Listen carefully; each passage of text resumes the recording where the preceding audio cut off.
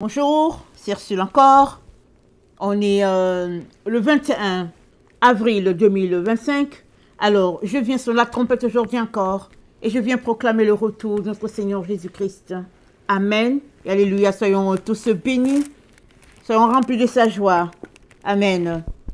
Alors, je viens apporter, n'est-ce pas, une dernière partie sur Apocalypse 21 parce que le 19 avril, le Seigneur m'a demandé d'enseigner là-dessus. Et Apocalypse 21, je ne sais pas si vous l'avez déjà lu, il est un peu long. Et je l'ai divisé en 4 parties. Alors, on a déjà vu 3 parties. La première partie, n'est-ce pas, c'est du verset 1 au verset 7. Et ça nous parle, n'est-ce pas, du fait que Dieu a prévu, n'est-ce pas, des nouveaux cieux et une nouvelle terre. Et nous sommes dans ce temps-là où, n'est-ce pas, nous sommes informés que Dieu va demeurer au milieu de ses enfants.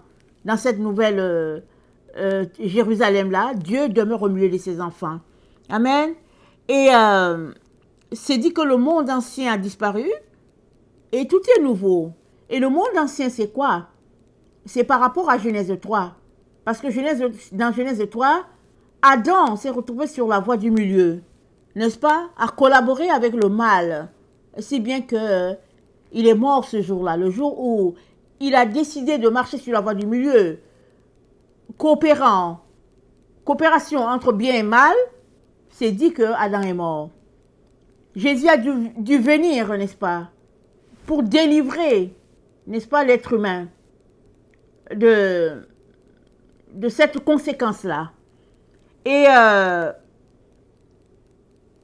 si bien que, une fois que nous donnons notre vie à Jésus, nous sommes appelés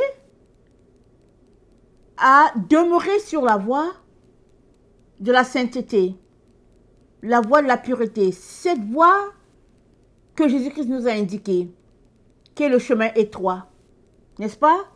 Et dans la deuxième partie, j'ai juste mis le verset 8. Il n'y a pas de place pour les lâches, les incrédules, les magiciens dans cette nouvelle Jérusalem-là. Il n'y a pas de place pour eux. Et Dieu encourage ses enfants, n'est-ce pas, que nous sommes, à refuter cette voie-là carrément. Parce que c'est dit que quand Jésus-Christ reviendra, il n'y aura plus référence au péché. Ça, c'est dans Hébreux. N'est-ce pas, dans... Attendez. C'est dans Hébreux 11. Attendez, pas 11. Excusez-moi, il faut que je regarde mes notes. Il n'y aura plus référence au péché parce que ça ne viendra même plus à l'esprit. Parce que les enfants de Dieu auront choisi la voie de la sainteté, la voie de la pureté. Loin des plaisirs de la chair, loin de ce qui attire le regard et puis nos envies. Amen. Et ça, c'est dans Hébreux 9.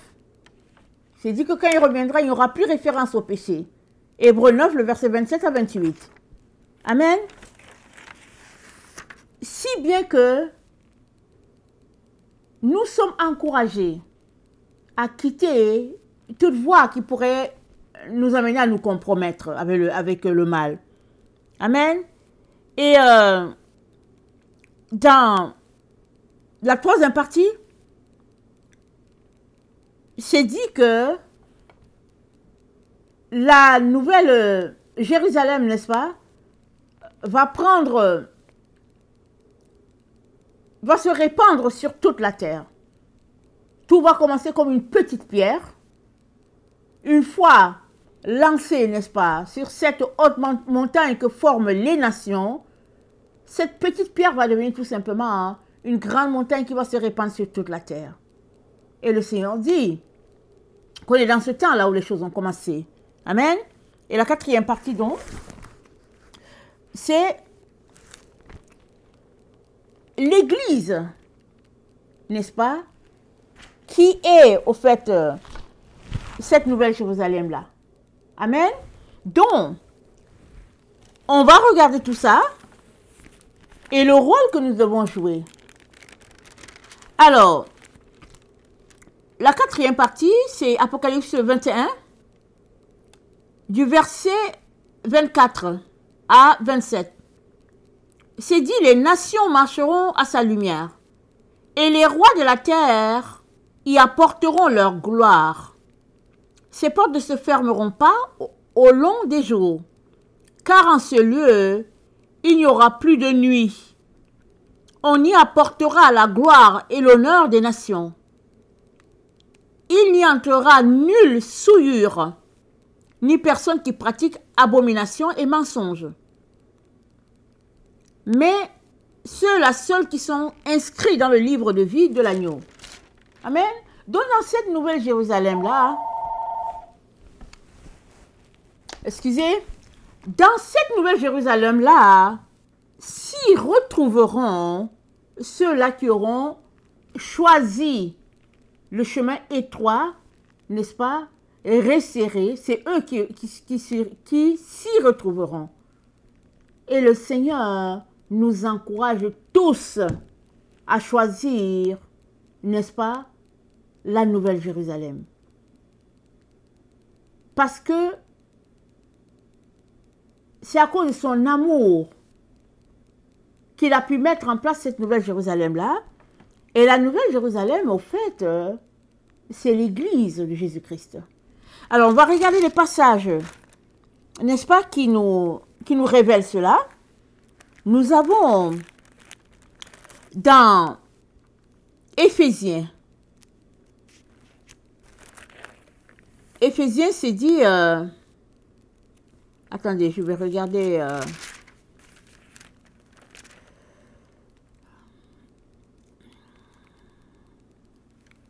Éphésiens 2, le verset 11, ça dit, « Souvenez-vous donc autrefois, vous portiez le signe du paganisme dans votre chair, vous que traitez d'incirconcis ceux qui se prétendent les circoncis. » Verset 13, « Mais maintenant, en Jésus-Christ, vous qui jadis étiez loin, vous avez été rendus proches par le sang de Christ. »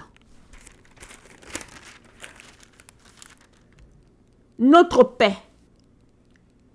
Ce qui était divisé, il a fait une unité dans sa chair.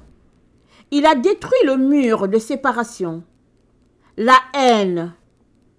Il a aboli la loi et ses condamnations avec leur observance. Il a voulu ainsi, à partir du juif et du païen, créer en lui un seul homme nouveau, en établissant la paix et les réconcilier avec Dieu, tous les deux en un seul corps. Jésus-Christ a établi la paix sur toute la terre. Il a réconcilié le juif et le non-juif. Il a réconcilié tous les peuples. Et il a pourvu pour que cette paix demeure en établissant son Église. À travers l'Église, c'est à travers l'Église, n'est-ce pas, qu'il va régner et gagner les différents cœurs. Voilà pourquoi il demande à tous ses enfants d'être unis les uns aux autres, de travailler, n'est-ce pas, à l'avancement du royaume avec un seul cœur.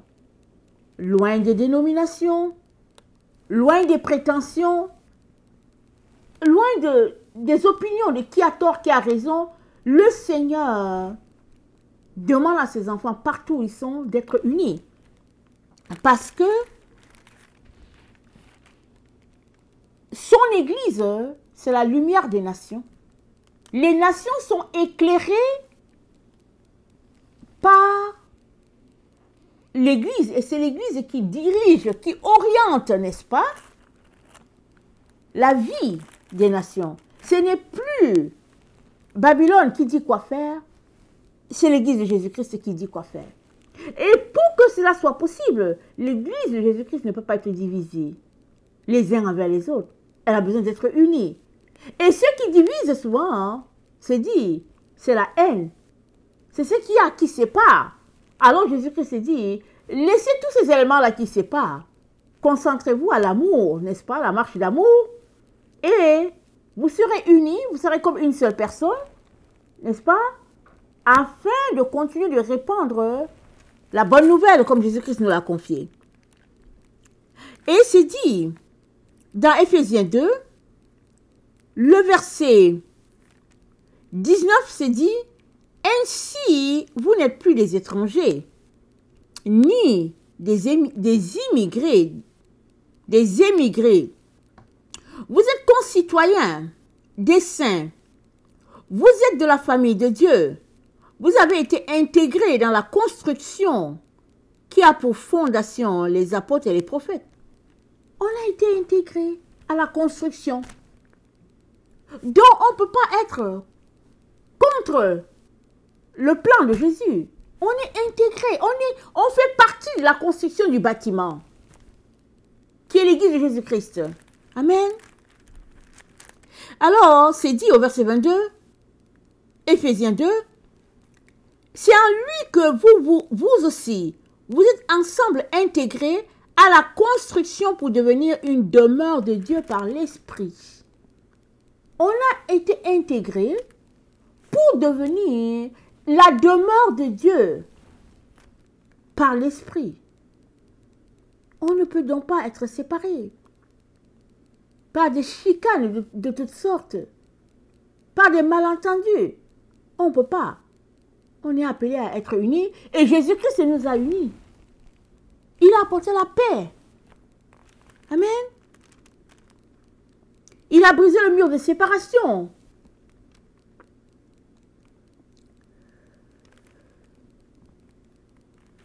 Et aussi c'est dire,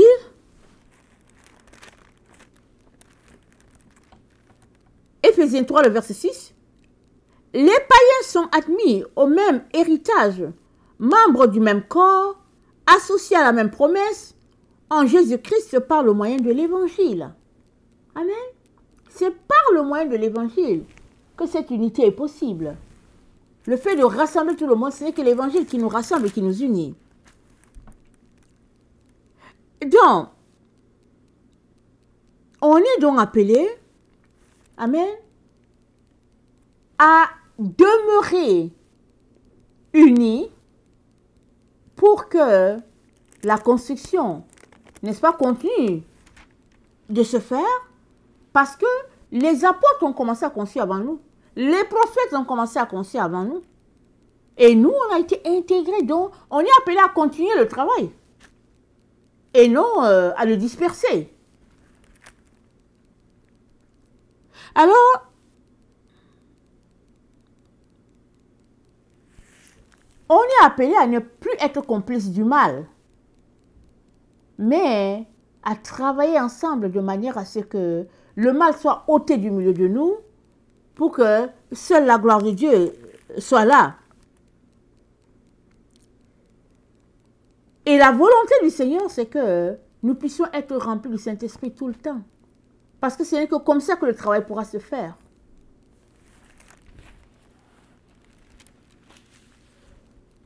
Si bien que, dans Apocalypse 21, excusez-moi,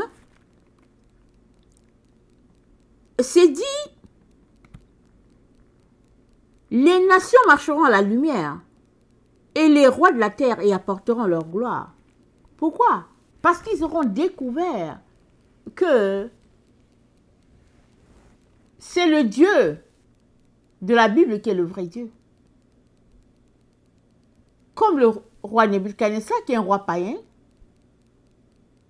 qui se pensait au-dessus de tout, quand il a découvert qui était Dieu, après être revenu de sa débâcle, il a dit à tout le monde, c'est le Dieu de Daniel qui est le vrai Dieu. Tout le monde devrait adorer le Dieu de Daniel. Et c'est ça qui transparaît ici dans Apocalypse 21. C'est dit que les nations marcheront à la lumière de la Nouvelle Jérusalem.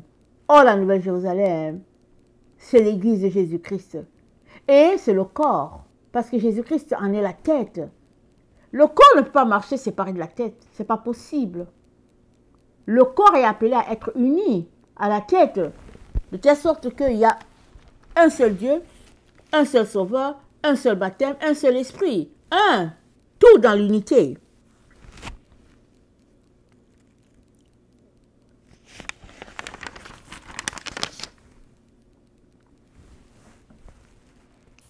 Et dans Zacharie 8, le Seigneur nous dit, n'est-ce pas, au verset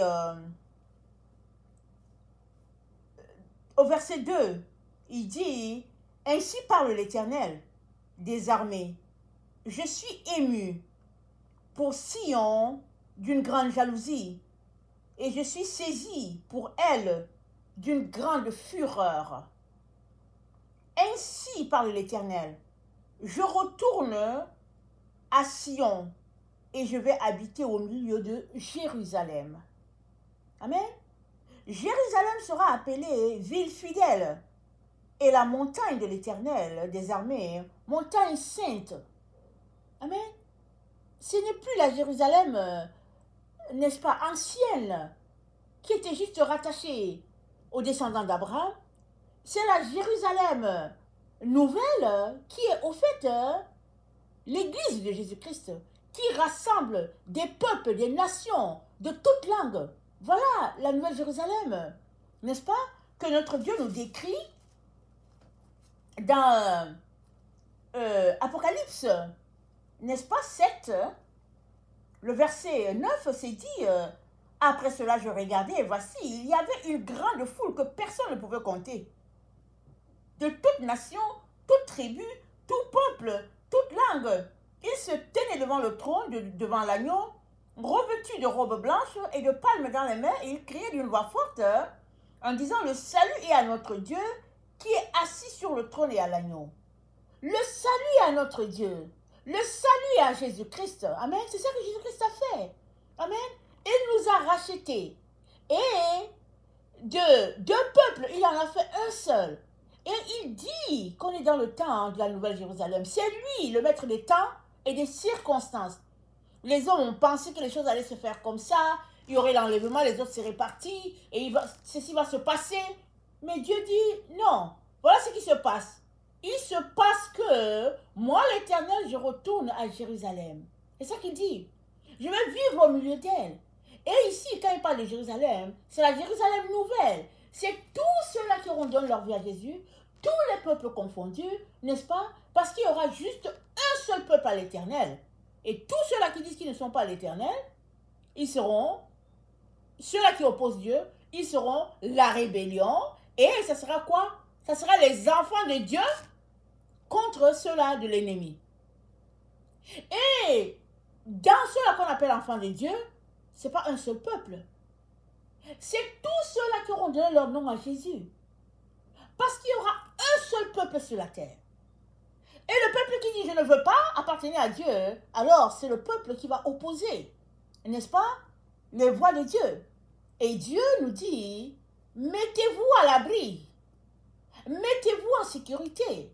Parce que Dieu a pourvu une délivrance pour chacun d'entre nous. Amen. Il a pourvu pour une délivrance. Et il nous montre le chemin. Il dit, voici ça, c'est ici. Allez-y dans cette direction et vous serez protégés. C'est ça qu'il dit. Amen. Donc, dans Zacharie 8, n'est-ce pas? La suite, au verset 5, c'est dit, les rues de la ville seront remplies de jeunes garçons et de jeunes filles jouant dans les rues. Ainsi par l'Éternel des armées. Si la chose paraît étonnante aux yeux du reste de ce peuple en ces jours-là, sera-t-elle de même étonnante à mes yeux? Dit l'Éternel des armées. Ainsi par l'Éternel des armées, voici je délivre mon peuple du pays de l'Orient et du pays du soleil couchant. On en a déjà parlé hier. Pays de l'Orient, n'est-ce pas, c'est le pays, n'est-ce pas, versé vers le commerce, c'est les pays arabes, les pays dans ce secteur-là.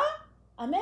Et quand on parle de l'Orient, on fait, c'est le soleil levant, c'est tout ce qui est rattaché, n'est-ce pas, à le commerce, l'argent, et puis voilà les voies contraires à Dieu. Et le soleil touchant, le soleil couchant, ça fait référence à Babylone. Eux aussi, ils sont portés vers des voies, n'est-ce pas, de ce monde qui sont tournés vers le commerce et tout. Et puis Dieu dit, je délivre mon peuple. Amen. Ça veut dire que si tu dis que tu appartiens à Dieu, alors sors, n'est-ce pas, de ces choses-là. Mets ta vie en sécurité, n'est-ce pas, en la donnant à Jésus-Christ, parce qu'il est ta protection. Amen. Verset 8, Dieu dit, je les ramènerai. Ils habiteront au milieu de Jérusalem.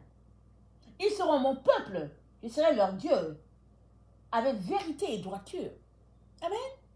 Dieu sera le Dieu de tous ceux-là qui auront choisi Jésus-Christ. Il sera leur Dieu. Amen. Et dans Zacharie 9, le verset 12, Dieu dit, pardon, le verset 13, il dit, car je bande Juda comme un arc. Je m'arrime d'Éphraïm comme d'un arc. Et je soulèverai tes enfants au Sion contre tes enfants au Javan. Amen. Donc il y a juste deux peuples là sur la terre. Les enfants de Dieu et ceux-là qui sont opposés contre Dieu. Dieu dit, je vais soulever les uns contre les autres. L'Éternel au-dessus d'eux apparaîtra.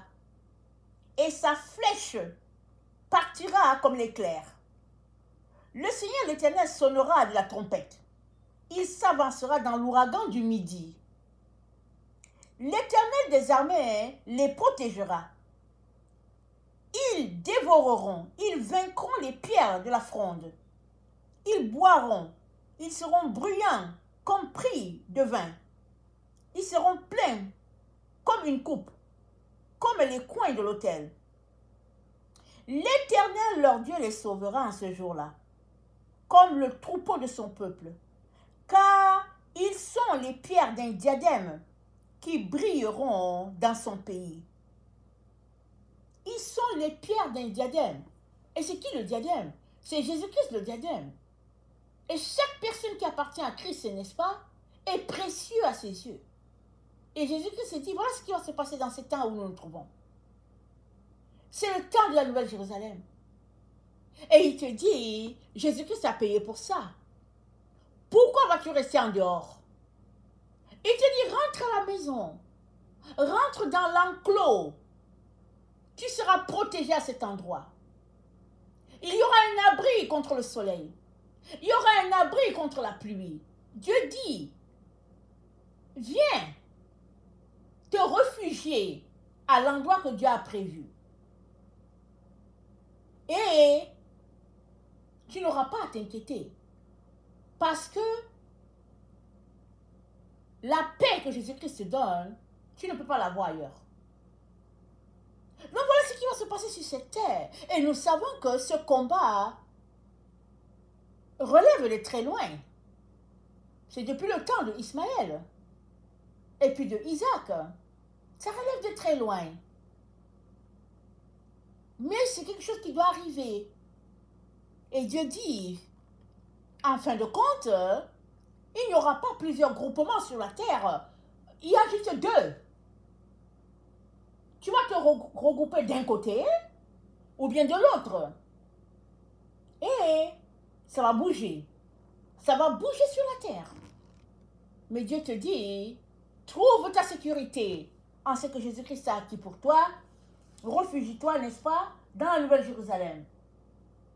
Et c'est dit que ces portes ne se fermeront pas le long des jours parce qu'il n'y aura pas de nuit. Et il n'y aura pas de souillure. Parce que l'agneau, n'est-ce pas, le Seigneur l'éclaire, éclaire cette ville-là. Amen. Et pour tous ceux-là qui ont pensé que la Nouvelle Jérusalem sera au ciel, non, c'est sur la terre. La Nouvelle Jérusalem, c'est le regroupement là de tous ceux-là qui ont donné leur vie à Jésus et qui ont décidé de marcher par l'esprit, n'est-ce pas, loin d'autres considérations, loin de la vie du péché, et qui ont choisi que Jésus-Christ sera leur maître, lui et lui seul. Ils ont refusé d'avoir de maître. Ils veulent juste Jésus-Christ comme leur maître. Amen. Et c'est dit,